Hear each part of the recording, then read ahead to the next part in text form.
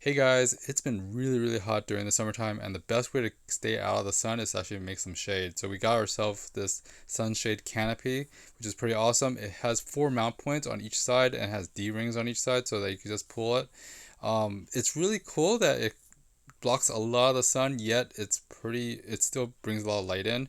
It comes in a package like that, all strapped up together, but it is huge. So it's so large that we actually had to make a mod to it. We actually added another mount point on one side by using some jean material, and sewed it on a latch so that we could actually just quick release a carabiner to the pole.